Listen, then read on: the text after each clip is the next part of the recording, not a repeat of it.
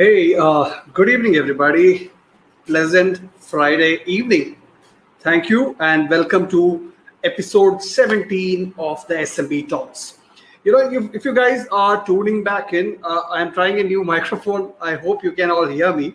Last week, I had a big blooper where I was speaking for 2 minutes and nobody could hear me. So today, new microphone. I hope I am audible. All right. So if you remember, I have been playing the same tune every week. I started this show to bring on people who are simply amazing. Simply awesome, as in they're inspiring to me. They will be inspiring to everybody. They do such fantastic work with their startups, with their enterprises, with their subject matter itself. So today I have a special guest. Right, today I have Dhirendra Pratap Singh, who is the CEO of the Milaan Foundation. If you guys have not checked out Milaan Foundation, I want you guys to get away from this video, go check out the milanfoundation.org. So Dhirendra is the Chief Executive Officer and co-founder of Milaan Foundation. It's a non-profit organization that envisions an inclusive and equal world where every girl, I repeat, every girl has the knowledge, skills, and social environment to pursue her dreams and explore her full potential. So these girls we're talking about, they're coming from various social backgrounds, and they are Milan and Dhirendra's team. They're working hard to bring out the leaders in them, right? So I'm super excited to have Dhirendra here. He has a master's degree in developmental studies and a BSc honors in mathematics, which I'm not so excited about. I hate mathematics. He has also been a recipient of the Karamveer Puruskar and Youth Ambassador for Peace Award by the Universal Peace Federation. How awesome is that? In 2017, Dhirendra was part of a delegation to the South Asian Youth Summit in Afghanistan. He's a graduate of the Artira Leadership Accelerator Program by FICUS Social Solutions at IIM Bangalore, and Action for India Fellow 2019 and Gratitude Network Fellow 2020. How awesome is this guy? So I cannot wait to bring him on. Let's just meet him. Hey, Dhirendra. You are on mute. Yeah, hi Vivek. Thank you so much. I think the introduction was just awesome. I think I have a big name, and I think the introduction was also big. So this kind of just spoke with me. Thank you so much. You the kind of work you do, your introduction is much smaller compared to that. Okay, so let's get into more of about your work and all that. So as I was telling the viewers, this is a show I started recently when COVID kicked in, to just bring on inspiring folks like you. I had a lot of inspiring folks coming in. Vinay Singhal, Dr. Falguni Vasavada. Last week I had Shekhar Vijayan. All these people came in. They shared their insights, the journey they have been through this, their entire journey and things like that. So it's an exciting thing for me to speak to people like you and let the viewers also listen to your story. So it goes like this. We have a set of 10 to 12 questions which I've curated based on Milan's work, your journey as a person, etc., etc. So I'll shoot one by one at a time, and you can take it up as it is. Irshad, go ahead. Fantastic. All right. So to kick this off, Dhirendra, just to get a brief background of yours, I just told you are a mathematics honors, right? And from that you moved to social service and things like that. How did that happen? I think it was a coincidence, but it's also about I'll go with that. The universe conspired in a way. So I studied mathematics, and my idea was it was just, I think when I got into mathematics, I had a very, very set agenda for myself. I was going to go into an MBA, pick up a corporate job, and make tons of money. And it was fortunate because in the second year of my program, I got an opportunity to do a fellowship. We had the summer vacation, and I was like, what to do. So I signed up for this fellowship. Fortunately got through. It's called as the India Fellowship Program, Right. Run by I Volunteer. And I got an opportunity to live in Uttarakhand and work with an organization called as Himalayan Gram Vikas Samiti for about 6 weeks. And I think that 6 weeks just changed the perspective of life for me from just various angles. Number one is I started just questioning, saying, "Is it all worth it?" Right? I was working in a government school with a typical story of few teachers, hundreds of children, and there's too much of mismanagement. Um, but I think a couple of things that came out. One is that it's very easy to step aside and criticize. Uh, Absolutely. the game is to step in and try to do something. So here I was, in university you debate, and I was part of the debating society, and you do all this research, and you're like, oh, this is not working, and this fact is this, and this and that, and you just get into this critical mode. But I think as you just kind of walk into the real world, you realize the problem is not as linear as you think about. And so, Right. how do you solve a complex problem? I think that was one. The other thing that hit me was my own privilege. I never came from a rich background, but I do come from a middle class background. My parents struggled to get all the three kids educated, but at the same time, I grew up a kid who would just keep on cribbing about something or other. You want something better. Right. um, Right. and then you're here where the kids are struggling to just get a food. One meal a day is a fight, and so you just really start questioning your own privilege. And that's a reality, Vivek. We've not done anything to deserve it. The universe just conspired, and we born in a family which invested in our education, make sure we had everything we wanted to eat. The fight for our bargain was, I want a pizza, or I want a pasta, or I don't want the Loki tonight. And I think from moving there, you just start looking at the fact that you've not done anything to earn the privilege that you have. But at the same time, the privilege has given you the knowledge, the capacity to be able to do something about it.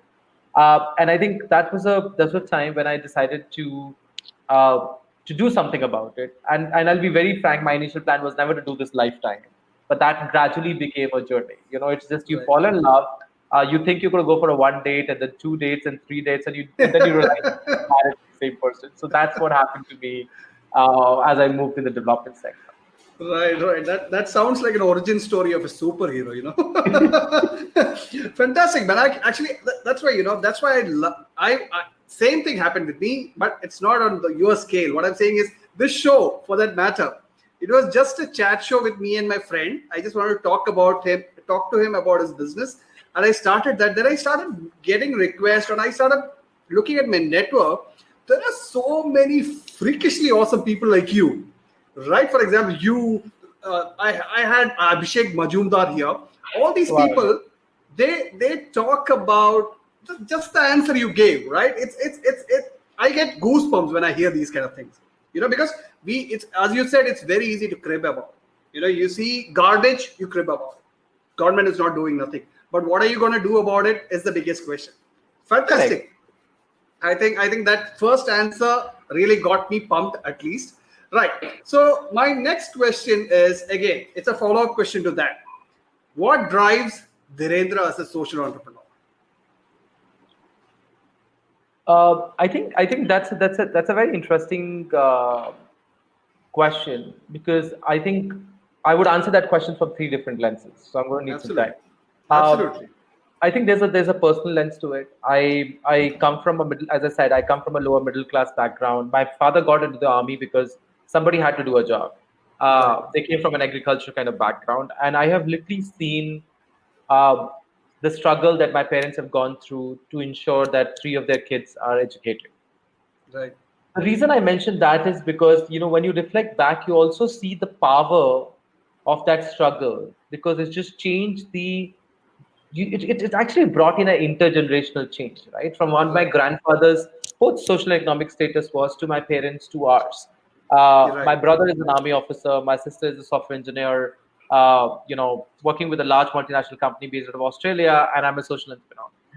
So I think that when you get in the reflective journey and you realize what can happen with education, you start realizing the power of it as literally a magic wand. Right. It can Absolutely. change generations, and I think that is the power I recognize from very early while working in the government schools. Right. The second thing that I would say was from an issue-based perspective that I work with is adolescent girls. Right. Um, you know, they're the most vulnerable. in the country. There's no doubt about that. We've Absolutely. 120 million adolescent girls in India, right? And we live in 2020. But if you just look at stats, at one angle we talk about going to moon, and the other angle is 40% of our girls are still not completing secondary education. Uh, all the government figure says 27% of girls are still getting married before the age of 18, which basically is 1 in 5 girls in India. And that basically means you get into a vicious circle of poverty and exploitation and abuse altogether, and your entire Right. generation goes for a toss. Right. Same, you open the newspaper, I was reading it today, it's horrifying. A 3-year-old gets raped in UP and killed, right? That's the world we live in. At the same time, the power to really bring intergenerational and end intergenerational poverty comes from girls. They're the Right. silver Right. bullet. If you invest in them, there is data to say that an educated mother is 200 times more, probably to kind of educate her children. So the point is, here is a population segment that is literally your silver bullet to end generational poverty. But interestingly, in India, you'll be surprised, only 3% of our CSR budgets goes on gender. We don't invest in gender much. Um, Right. and so I thought that this is a niche area that we really have to go deep into. It's not about, it's not the starfish story of saving one starfish at a time. It is Right. about, if I may say so, if we can learn something from the politics, what is happening in the country is, if you really will drive change, aapko mahal banana padta hai. It's about Correct. really just challenging the social norms that restrict, that creates the narrative that is required. Right. And I think the personal story of realizing that this is education is very powerful, at the same time doing a very calculated assessment of saying that if we really have to solve intergenerational poverty, we need to invest in adults and girls.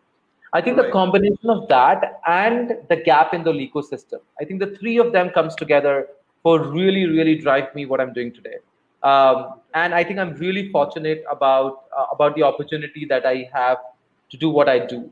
Right. When you, yeah, I think when we just get busy, a lot of our work is, a lot of my work, I think personally goes into just writing proposals and requesting people for money and, and getting into program design. But when you look back and, in the busy schedule, when you get one call from one of our girl leaders who say, I just called you to thank you because this has happened, and it just takes away all the tiredness, and it just says it's worth it. And you Right. see and you experience the change. I think when we start experiencing change every day just gives you the motivation to do what you do. Absolutely. I just got tears in my eyes. Because the kind of work you do, whatever work you do, as in for your own sake, and when you do it for somebody else, the kind of gratitude you feel and kind of feelings you get, it's really overwhelming, right? So I know that I'm not very big researcher or a expert on CSR and things like that, but I know that adolescent girls and that specific area which you mentioned is one of the biggest pain point in the country. We have to take it, but it's good that it's people like you are in there, working hard with. I know a lot of your good projects. I have been following your work for some time, and I know that a lot of projects have so much of impact. We'll talk all about that. Fantastic, fantastic to share that. What drives you? All right. So let's jump to the main question. So Milan Foundation, a lot of people know it, a lot of people don't know, right? So if I have to ask you, what is Milan Foundation? What kind of work you do for somebody who doesn't know Milan? Uh, yeah, I think thanks you asked the question. So we are a non-profit organization to kind of begin with. Right. And we primarily work with adolescent girls, Right. right? That's in a nutshell that we do. What Right. we do with adolescent girls is we use leadership development approaches to look at some of the 360-degree problems that the girls faces, right? So Right. our programs aimed at ensuring that the girls clear secondary education. Our programs aims to make sure that the girls don't get married before the age of 18. They are prevented and protected from violence, and they start recognizing violence. We live in the world where, especially the Indian society, violence is very normalized and invisible. Normal. Yeah. Yeah. Um, so they start recognizing it, and more than anything, they just have an agency of themselves, right? The We live in an era where especially in the gender notion, if you say the stories for the girls is written much before they're born, and they're expected Absolutely. to just live that story. Right. And so, if I have to give in a brief of what we do, we really challenge that story and we try to change it. And not us, we want the girls to start challenging that story, start challenging those social norms, and create a new narrative for themselves, and see what is possible, right? Right. We do it through, as I said, leadership development approach. We also have a school, which is where we started actually, Right. which is very close to my heart, because that's like the foundation of Milan, but that's also foundation of me growing up as an individual. Right. Uh, so yeah, so that's what we do. We work with adults and girls around core issues of secondary education, gender-based violence, child marriage, and agency.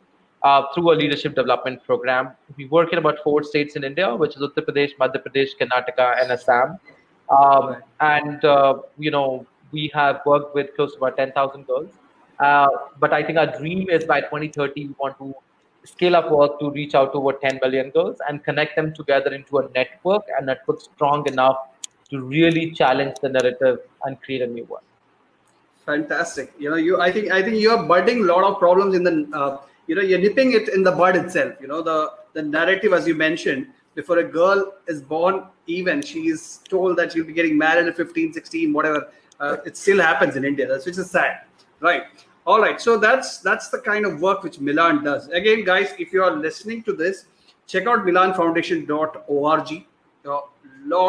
Lot of data points there, lot of amazing. Dhirendra just said mentioned the answer in 3 or 4 or 5 sentences. But if you go check out their impact page, go to the website, check out the impact page, you can see the figures for yourself, the kind of impact, the stories of so many girls, talking about the kind of transformation they have gone through by support of these folks. Go check it out. All right. Dhirendra, moving on. My next question is, I love the phrase when I was doing the research on Milan. I love the phrase that building a movement for girl leaders. Girl leaders just stuck by me. So what does that mean to you? What does that mean?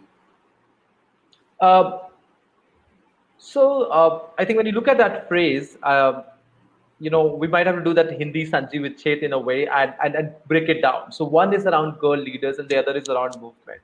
Right. Uh, we started our work with girl leaders on a bit of a similar philosophy that you started this channel. Right. Our idea was we were working in education. We ran a school, we still run a school. We ran centers for school dropout girls. But somewhere down the line, we realized something was missing, right? Because, when you talk to a parent and say, why you're not educating your girls, the person tells you bluntly in your face, I don't have the money. And so Right. you land up starting free centers and you realize he's still not sending his daughter to the center, right? Right. And so the X plus Y is equal to Z doesn't add up. Mm-hmm. Uh, and I think that's where we started realizing that the problem is that, as I, from my personal experience, said I could see the power of education, they just can't. Because Right. the ultimate objective of a girl's life is to get married. And so marriage becomes the ultimate objective. It is not about independence, it's not about education. So, you kind of just start playing around with that. So just couldn't see this. But at the same time, they were hearing horrifying stories that comes of violence and exploitation of every day. Um, I remember when we started the Girl Icon program, one of the incidents that really kicked us in our stomach was the Badaयूं incident where two Dalit girls were raped and hanged. I know Right. there's a movie also now around that. All for a 5 rupees raise they had asked for, right? And I think when those stories reaches out to and the media actually makes sure they amplifies themselves, and which is a good Right. and a bad side of it. But when those stories reach out to somebody who's very socially and economically disadvantaged, the person starts thinking, saying, if that happens to my daughter, where would I go? Right? Right. The reality is, Vivek, people like you and I who might have the privilege still are afraid of going to a police station. Uh, Absolutely. and we know the justice system is expensive. At the Right. same time, like these people they just get very afraid about what's happening, right? And Right. so we saw that the negative stories had the effect to push them back. So we said, can Okay. we bring positive stories to take a jump? When you take a Right. 2 step back, you can either take it a jump or you could just stay there and say, I'm Right. behind. And the idea was, can we create local role models, right? Because the stories that we were bringing in from outsides of Kiran Bedi's and Sania Mirza of the world are amazing stories. But a tribal person doesn't connect with them. A rural person just doesn't connect with them, right? Right. They'll give you Right. an argument of saying, "Oh, they came from Delhi and they have this support, and their father was that." We needed to bring role models from the grassroots, somebody who lives in the community, somebody who can show them what is possible. And that's where the girl leaders concept was born. We said, can Right. we really invest in these girls to be the future of tomorrow, to just show the community of what is possible?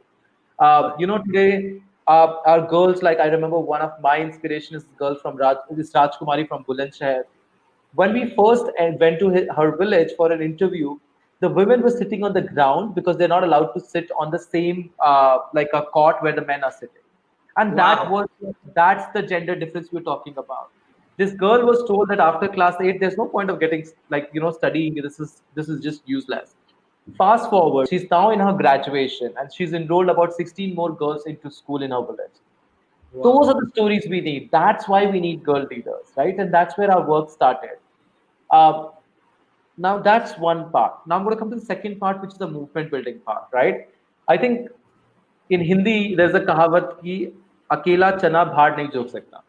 So the idea is that once you have one girl leader, if you start creating one girl leaders individually, it's very easy to conquer them, and so Right. you need to bring them together into a network, Right. right? The power of collectivization, Right. and that's where the movement comes in, right? And just to explain a bit more of the movement building, to your viewers and everybody, just look at the power of the Me Too wave movement. If one person had come out with the story, it would never have become a movement, right? Right. People Right. would just talk 10 things and saying, "Oh, she's saying this because X, Y, Z." But when hundreds of people, women start coming in, start sharing their story, a lot of people were just pushed back and saying, "Oh, the problem was so deep, we didn't realize this. This was happening in Right. our own office, we didn't realize this." Right. And I think that's the power of the movement. So, Right. what we are basically doing is we want to build these cadre of girl leaders across the country and connect them together into a network strong enough to really break the shackles of gender inequality in our country. Absolutely. I think that's what I would brief it with. Yeah. I know. I'm getting the point now because that's now it connects because when I went to your website, I was reading stories of girls who were talking about their journey and things. Now I can relate to it that I can imagine that how they would have been prior to meeting you guys. And now the confidence they have in their words, their body language or their pictures, the shine on the face itself is too different. Right? The power of leadership coming through your education programs, that's just mind blowing actually. Fantastic. So now that's a good way to empower kids basically, right? That's the right way to bring them up as well, right? Right. So so I wanna just uh, dig a little bit deeper because you just mentioned a little bit about it. I want to talk about some of the major projects you guys are working on. You have some of them going on. So currently, some of the major projects you're working. If you can share some information on that, that will be fantastic. Uh, uh, Thanks, Vivek. So, in terms of projects, we have two major projects, and I think the Right. big is program. So one is our own school, which is what I was talking about. We started. So, when we started our journey in 2007, we were college kids. Like I was 18 years old. Um, so we were just college kids. We had no plan to build a school. Believe me, I don't even know what it meant actually building a school. Right. Um, we started with a small learning center in a village in Sitapur. We knew that we wanted to work in rural areas because there Right. were just left behind. Right. And it was surprising because in 3 to 4 months, the center grew from 10 kids to about 48 kids. Wow. And then we know the community came together and said, there is no school for about 15-kilometer radius. Can we collectively build one? Uh, we didn't know what it means, but the fact that they actually offered to even donate land. And interestingly, Milan was registered because you need to be a legal identity to accept land in a way. So that's how Milan was started, and then we built a school. It took us almost 10 years to build a school. We run the school for about 400 kids uh, in Sitapur in Uttar Pradesh. It's called as the Swarachna School. It is the heart of Milan's work, and we've learned a lot from there. The Right. other program we have is the Girl Icon program, which I was just talking about. It's a leadership development program for adolescent girls between 12 to 18 years of age who have shown the courage and commitment to drive change in their own lives, but also lives of other people. So Right. that's the Girl Icon program. I do want to talk a bit about the design of the Girl Icon program in a way. Sure. Sure. Um, so the Girl Icon program, when we're doing research and saying, okay, so how should we do a leadership program for adolescent girls? We said it needs to be, you know, it needs to be built on the leadership pedagogy because leadership starts from self, right? It's not just screaming on the street and saying, oh, this needs to change. It needs to start, with changing yourself. Right. Our leadership program is built on this philosophy of leading self, leading others, and leading social change. Uh, Okay. all talk, no action is always a bad idea. Um, so when we select these girls, and they're selected through a very rigorous process. Okay. Just to give you some numbers of what I'm talking about, the last batch we onboarded was 250 fellows, but we had 16,000 applications. Uh, Wow. Wow. So it was just like it was a lot of work to just do shortlisting, and we are questioning ourselves, saying, are we even competitive enough or equipped enough to do such the micro level of Yep. shortlisting? Yep. So once these Absolutely. girls are selected, they get into this 2-year journey, which has about 4 residential training for about a week long. After the first residential training, the girl goes back to her village and she mobilizes about 20 more girls.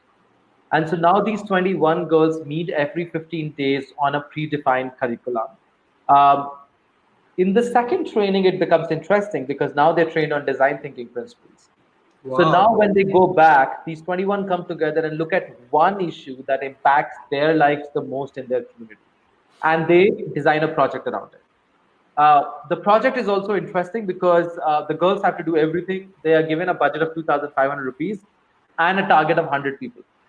Uh, and imagine this is like, a girl who's not allowed to move out of her house is now supposed to stand in front of 100 people in the village and give a talk.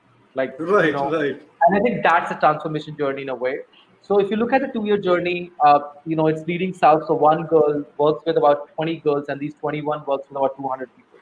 And that's how, the change ripples itself. So that's how the Girl Icon program is. It's a very deep program in a way from design, and the program has also been independently evaluated by UC Berkeley to look at its impact, and so that we could potentially scale the program.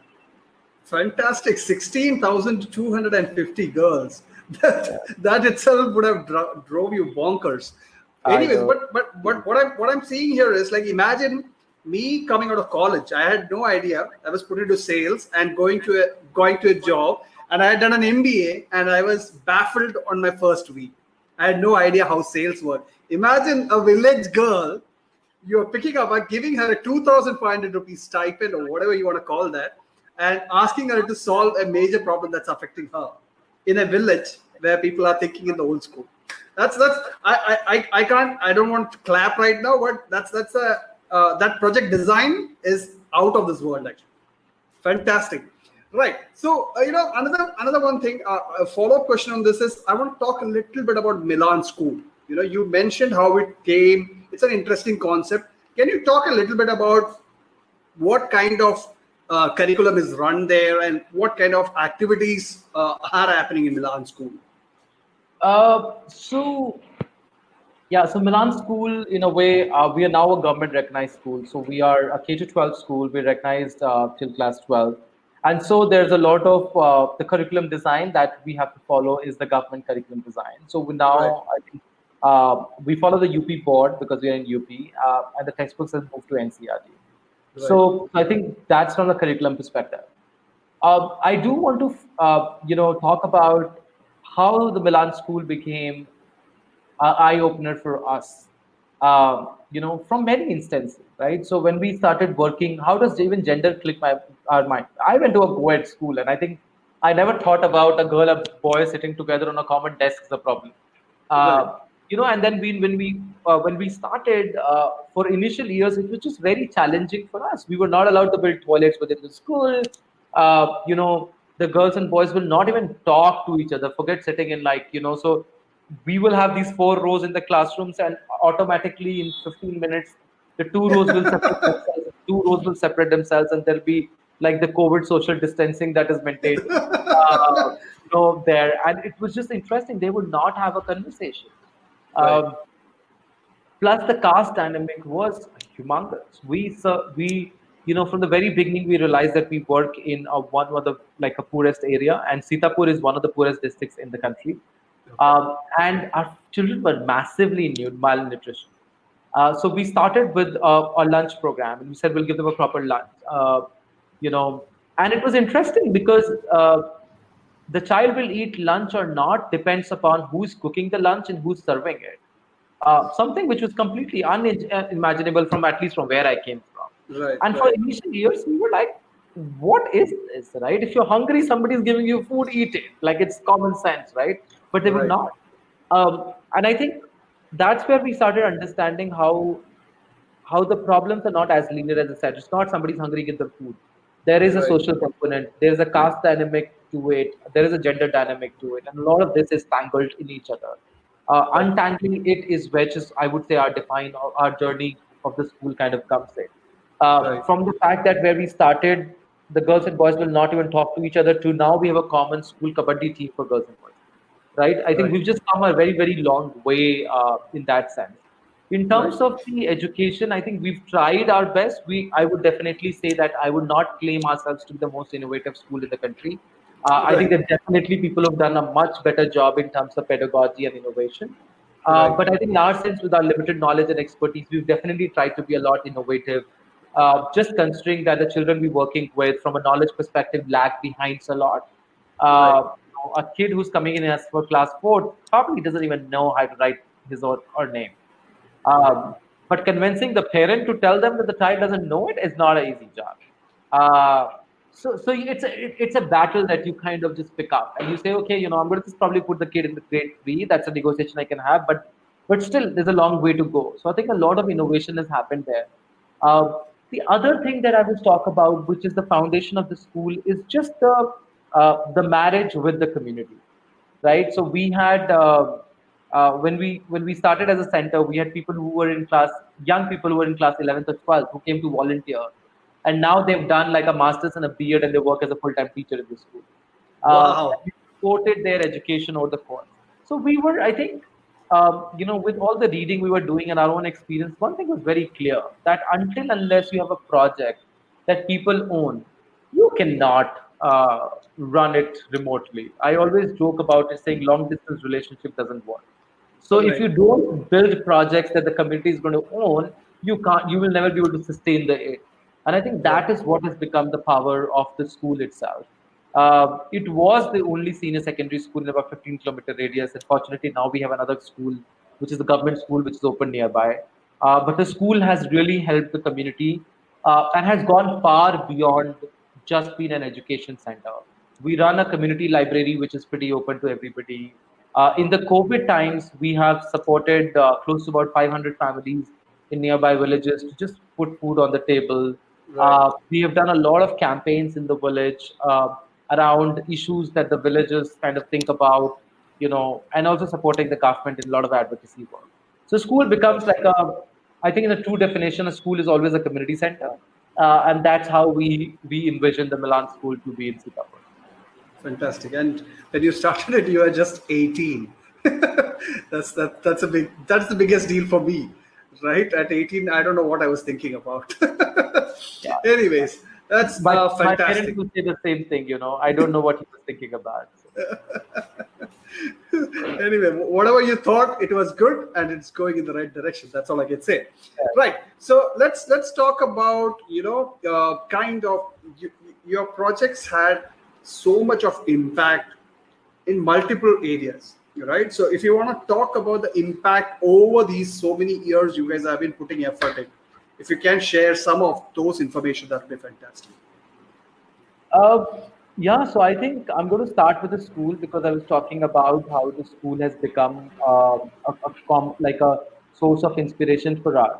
Right. You can imagine when we started the school, the past percentages in that area was less than 1%. So that basically means less than 1% of the kids were passing class 10th in that area. Right. And now I think in the last, in the fast forward bit scenario, in the last 5 years, we have the Swarajna school has delivered 100% results both in class 10th and class 12, Wow. which is just amazing because that means that Yep. there are many children that are kind of graduating around it. Right. Uh, I think over the last 10 years of the school, we've supported over 1,000 children, a lot of them through scholarships and programs. We've also supported, and our journey with many of the children don't just end once they graduate from the school, it goes beyond, and we try to support them wherever we can. But I think Right. the 10th and 12th results, because they compete on the national, like a state level, sorry, becomes a major impact factor that we look at. Right. In terms of the Girl Icon program, where the number games kind of comes in for us, where we Yeah. work with a large number of girls, we actually look at impact from two lenses, which is the typical, the qualitative and the quantitative lens. Right. Um, so I think from a quantitative perspective, some of the stats that we hold it is that we try to compare the progress or the impact against the national average, right? So like for example, the for the school dropout for secondary education, where the national average for dropout is about 40%. That basically means only 60% of the girls that get enrolled in school complete secondary education. In Right. Milan's case, about 95% girls do that, right? Wow. 60 to 95 percent jump. Similarly, if you look at child marriage, as I was talking about, it's one of the biggest evils that we kind of live in. Right. The national average is that about 27% of girls get married before the age of 18. In Milan's case, that percent is actually less than 1%. Uh, Wow. and I think that's where we've been able to kind of bring change massively. Same in Right. terms of adolescent health. When we talk about, young girls' sexual and reproductive health is one of the major aspects, right? Because Right. that helps you kind of grow into an adult. And so the national kind of, research shows that only 28% of adolescent girls are aware about sexual and reproductive health. And in Milan's assessment, that number goes from 28% to 96%, right? Wow. And these are all proper assessments scientifically done. They're not just Right. like me putting it together. Um, yeah, and interestingly, same for gender-based violence. The national average is only 48% girls actually recognize gender-based violence as something that is unconstitutional and Right. discriminatory or against human rights. In Right. Milan's case, the number goes up to about 80%. So I think on Wow. number-wise, we've definitely seen a huge jump happening in both in terms of change of in the knowledge, skills, and the major things on education and child marriage and milestone changes. At the Right. same time, I think we've also looked at impact from a qualitative lens of what does it actually mean. So I think from a qualitative lens, the leadership qualities of the girls have just gone at a very different level. I can just give you a sense that from a fact that you know we have an alumni of about 114 fellows. 15 of those alumni actually now work with Milan to run the program. Wow. So that's the cycle we've actually built in. We are actually building an advisory board now, which will be part of our board, and this advisory board comprises of girl leaders, and now they will direct the management of how to run the program. That's the Wow. confidence we are putting on them because we've seen that kind of change. Um, if I may, I'm going to read this actually. It's a quote from the Please. UC Berkeley assessment report, which I think would be more scientific to kind of put across in terms of impact. It says Milan's Girl Icon program provides essential empowerment training for girls who may not otherwise receive the training. The program is an excellent stepping stone, exposing girls to structural gender challenges and encouraging to believe in their own abilities and to foster a sense of self. This is from the UC Berkeley report assessment that comes into. Right, so Right. both from Right. a qualitative and quantitative perspective, we've actually seen the program creating big significant impact in the lives of girls. I think if I may just add on it anecdotally, if you look at our own lives, that's what I talk about the knowledge, skills, and attributes of social environment in our mission statement that we read out. That's all it is, right? Our parents gave us the knowledge or access to knowledge. They gave us the access to skills. They gave us the Right. social environment, right? They gave us Right. made sure you study for 8 hours and you could become an whatever engineer, doctor, whatever they think about. But they're creating an environment to support it. And so these girls don't have. What I Right. mean to say is that I think there are aspirations. Young India has a lot of aspirations, both young boys and girls. All they need is a pathway, access to take that aspiration to a level. And I think what the Right. program actually does is to provide that access. But while saying Absolutely. that we're going to just show you the road, you have to walk it. We're not going to walk the road for you. Right. Uh, Right. and I think that's the core impact of the program that we see. And these girls are amazing. I'm not just talking about like I was not even just a Milan perspective, but believe me, Vivek, many times they have just challenged us, our own approaches in the Milan to kind of think about how we approaching the right thing. Right. Uh, our idea of really looking at them as a second line of leadership for the organization and the program has come from the fact that they're just extraordinary. From stopping child marriages to enrolling girls back into school to having conversation around menstruation and the kind of innovative projects they've done.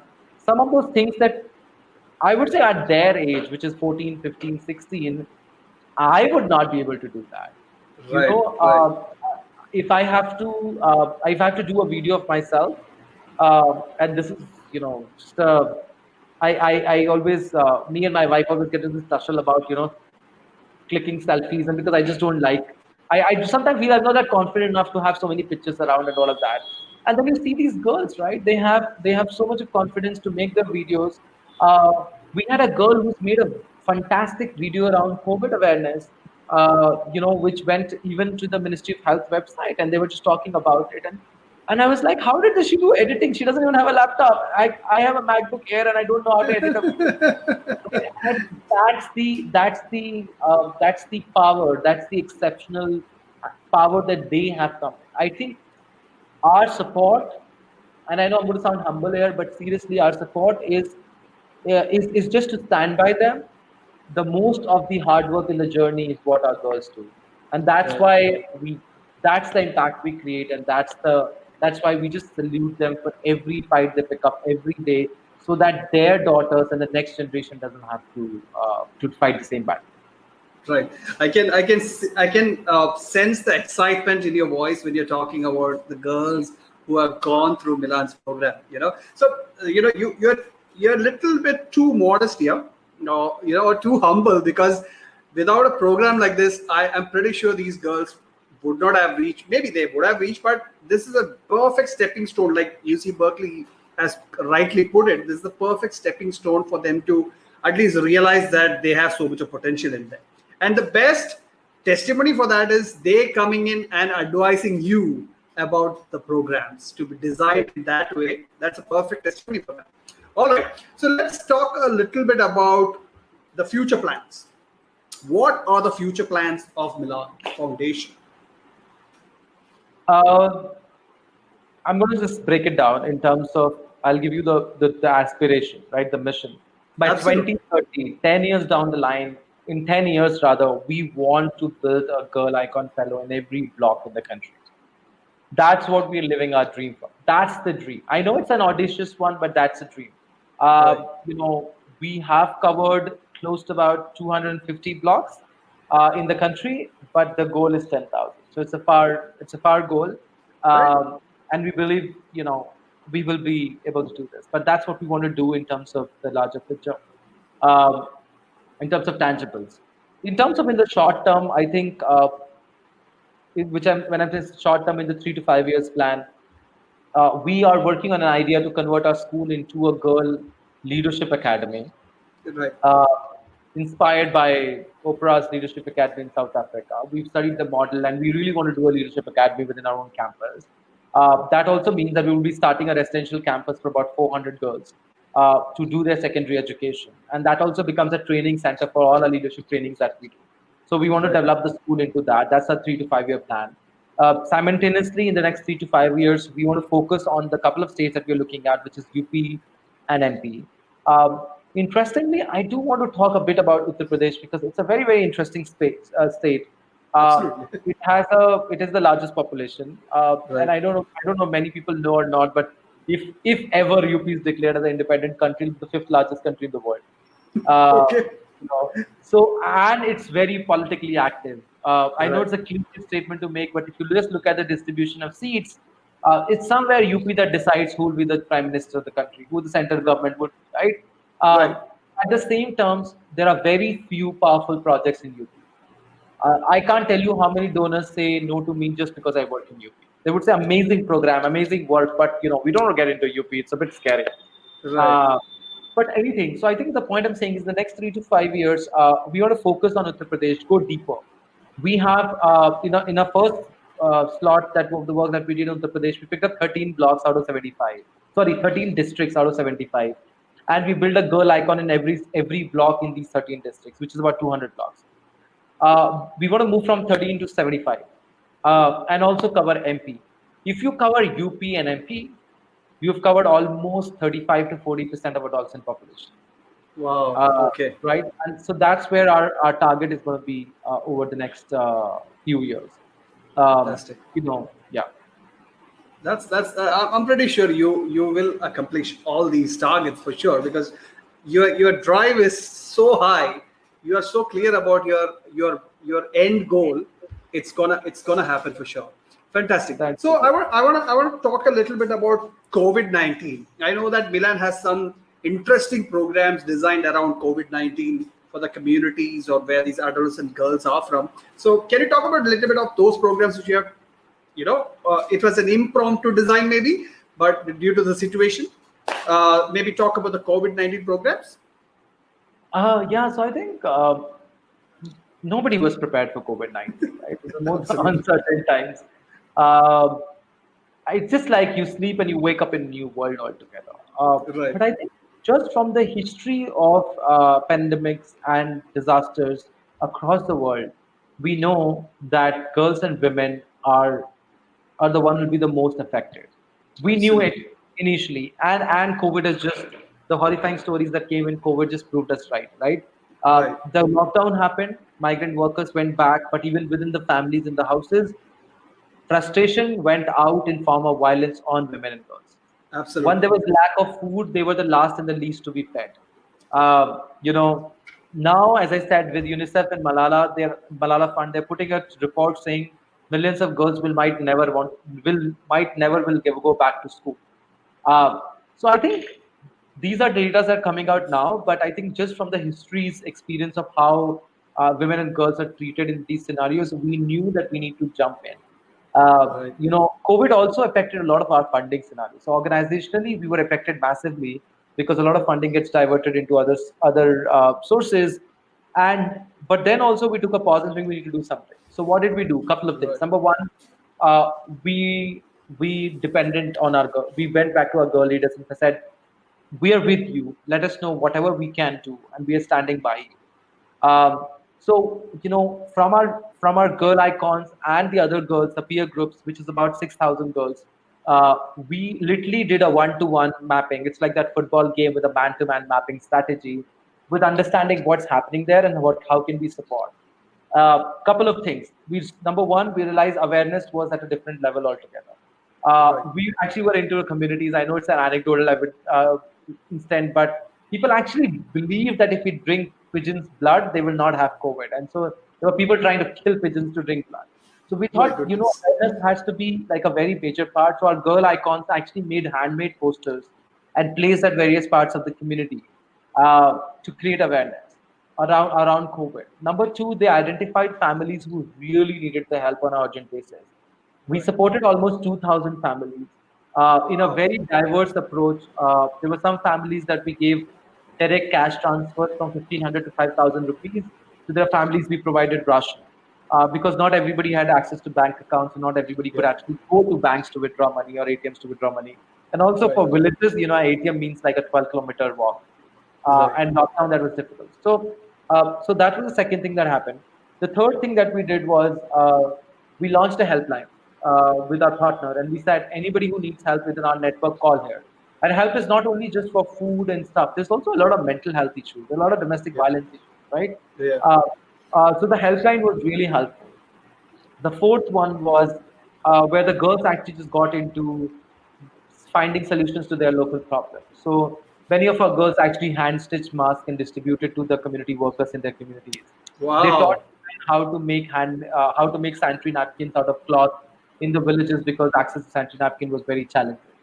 Right. So I think a lot of that happened from a relief rehabilitation perspective.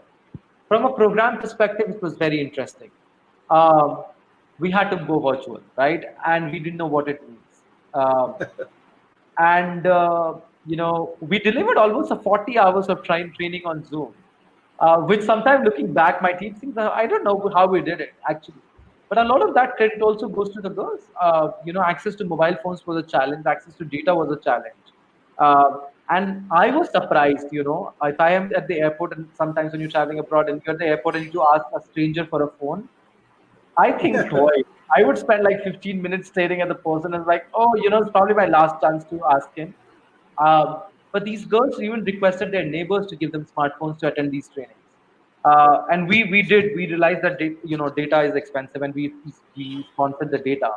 But we delivered the training. We continued the virtual trainings and virtual tie-ups and phone conversations. Um, but then to work with such a large number, we need more human resources. That's where I alumni jump in, right? Right. And they just started supporting the program team and start handling it. Uh, so I think what COVID taught us as an organization was that the biggest strength that we have as an organization is our girl leaders, both for being the voices on the ground to tell us what's happening and where is the support needed, and also to provide it, right, at both ends. So they're the biggest strength that we have. That's one. Number two is uh, I think scenarios like this really push you to think innovatively. Believe me, if 6 months down the line you've Absolutely. talked about Absolutely. virtual training and doing trainings on phone calls, I was like, no, we have to bring them physically. We have to meet them. There's a power, because the program also allows many of these girls who never moved out of their houses to kind of come to a big city like Lucknow or Bhopal to attend training. Right. I think it really pushed us to push our boundaries and challenge our own baggages of saying, "अच्छा ये नहीं कर पाएंगे या नहीं हो पाएगा." To say, okay, this is also possible, right? Right. So I think that's been an interesting journey. But organizationally, we've been hit massively. So that's what we're trying to figure out. How do we cope up with that? Got it. Got it. So it's a classic example of when there is a will, there is a way. Right. Correct. So girls figured it out. Fantastic. Right. So my next question will be: I know fundraising. Fundraising when it comes to not for non-profits, it's toughest thing to do. Right. So how does Milan manage your fundraising efforts? Um, so Milan's fundraising is a combination of support that comes from corporate donors, individual donors, and foundations. Right. One of our largest donors has been the Edelgift Foundation from the Edelweiss Group, which is also our anchor donor, which has been our anchor donor actually. And that basically means they've covered most of our organizational costs, Okay. and so that's been there, and we're very thankful to them. And then we work with global foundations like Girl Rising. We work with IIT. In India, we also work with Reliance Foundation. So our various funds of things. Okay. Um, but I would say the core of our organizational strength comes from individual donors. People Okay. who support us with as little as 500 rupees a month, which means a lot, believe me, um, to people who support us to 5 lakhs a year. But I think Right. individual donors who have invested in Milan has actually really built the foundation of the organization because their money comes on trust and they believe in our work and doesn't come with a lot of terms and conditions. Right. Whereas Right. the other money comes with a tons of terms and conditions. So they allow Absolutely. us to do whatever innovative work we want to do in Milan. Right, right. So this is again a follow-up question on that. Like, you guys are doing a fabulous work. Whoever has listened to you for last 50 minutes, pretty sure might have their socks would have been blown off. Because a normal person like me, I cannot think or even imagine doing work like you. It's on another level as itself. So how can people join this movement? Right. For example, a person like me, how can I be a part of this kind of movement which Milan is driving? How can individuals be part? Uh, I think I'm going to disagree a bit on that. I think whenever you talk about a process of change, there are people who are doing the work on the ground, but there are also people who enable them to do the work. Okay, So I yeah, think it's a collective process, right? Um, and we've been able to do what we have been able to do because of support that we get from individual donors. right, So I think as individuals, I would say invest in girls. Invest in girl leaders. Uh, One is Milan. We would love if the donation come to us, but if not Milan in your local community, invest in girls. That's all you can do to actually create a long term impact. In terms right, of Milan, we we have a monthly giving program. So please go on our website, which is, as Vivek has also mentioned, milanfoundation.org. Consider signing up for a monthly donation as little as 150 rupees. Uh, I'm sure, 150 rupees is not even a cup of coffee. absolutely, If you feel generous, file in for a bigger amount. File in as a monthly donor. Support the movement. Invest long term into an organization, because that's how Milan will be able to reach the 10-year goal. Uh, right, and believe me, when I say, I'm not going to make a cliche statement, but every penny counts. I have a friend who supported us when we in 2008 actually. And he said, in a very Delhi tone, is like, "Bhai, I can only do 100 rupees," and that 100 rupees will now grow to 1,000 rupees a month. But I can't tell you that in the 10 years support he's done, that money has helped us out in places where we just couldn't have access other money, and it keeps on accumulating and really supports it. right, Uh, so yeah, I think believe in the power of that you could actually do something. Like we tell the girl icons, you have to take action. Our tagline for them is stand up, raise your voice, take charge. So I'll tell individuals also, don't think that you're an ocean in the drop, which is what a lot of us think and say, oh, we don't know what we can do. You can do a lot. Volunteer with us. You can sign up as volunteers. You can sign up as mentors. You can donate. Help start local chapters in your cities to maybe take the Girl Icons program in your own city. We are not a corporate. We don't have a property right over the program. So if a group of people can come together and say, I want to take this program to, a village in Tamil Nadu, we'll be more than happy to work with you to do that. And so let's right, just try to see how do we turn this program into a movement, because that's what it right. needs to be. Absolutely. Absolutely. So whoever is watching this, or maybe later when you watch the YouTube video, make sure you check out at least, don't do anything but check out milanfoundation.org. I'm pretty sure you will see how much effort these guys and their vision, the kind of impact they're having. And so many girls are getting their lives changed, if I may use that phrase. So be part of it, donate, not donate, doesn't matter, but try to be volunteering, becoming a mentor. Like Dhirendra said, start a chapter if you feel that's your cup of tea, right? So all of us together can make a lot of difference, right? So Dhirendra, my last question, this question you tackled it a little bit in between on the flow of things, but this is a question I ask every guest who comes here. These are tough times, right? COVID-19, how it has impacted you. I can see you're already tired on a Friday evening. Is it because of COVID impact or too much of work, or I don't know? But Too how much has work. COVID impact to COVID impacted you as well as Milan? What was the impact so far?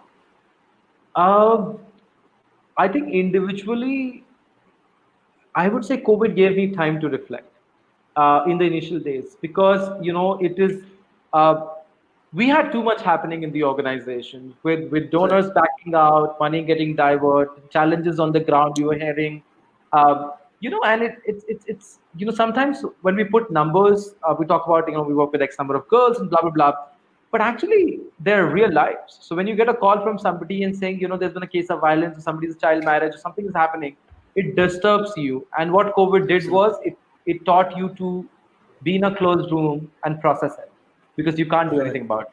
right, So I think it just taught me personally a lot of patience to reflect in, really understand what I am in the larger universe, and the role I can play. So, and saying this in the organizational context now, I'm one of the co-founders and I work as a CEO. A lot of time, just as a head of an organization, you want things to be under your control, right, because that's where you get your comfort, right? And what right. COVID does, it just throws you out of the bathtub and says, "Boss, you're naked out there. Now figure it out." Um, And I think that's exactly what happened. So personally, I think I've learned to be much more patient. I've actually experienced the impact of the work that we've created by girl icons taking charge on the ground because we couldn't. Um, Right. which has been very motivating. And personally, I've got a lot of time to connect with my family, which I'm very happy about. Otherwise, I travel a lot, so that's the other part. I can understand. Um, Organizationally, as I said, we were almost in the process of raising money for our next 5 year strategy, and we had some large commitments which were coming in, which went for a complete toss. Rather, we were cases where people were telling us, "Oh, they didn't figure out how to survive for the next 24 months because you might not get any money in the 24 months." And I'm like, "What are you talking about?" So I think organizationally, as I said, like for example, we hit massively, and therefore we went back to our retail donors and we're trying to seek fund. One of our biggest gap is like our girls are graduating in October, and as a promise, we gave them about 20,000 rupees of learning grant as an education scholarship. But two of our donors who had initially promised to support that actually backed out. So we are running a Facebook campaign. We are trying to reach out to people to see if if we can all pitch in small amount of money to raise the 30 lakhs we need to give them scholarships. So yeah, massive hit. But I think I love the team's energy that is kind of put in, the girls who inspire us every day. And I hope that we've learned a lot in the process and we'll come out stronger, a bit more optimistic, a lot of hope and energy in the post-COVID world.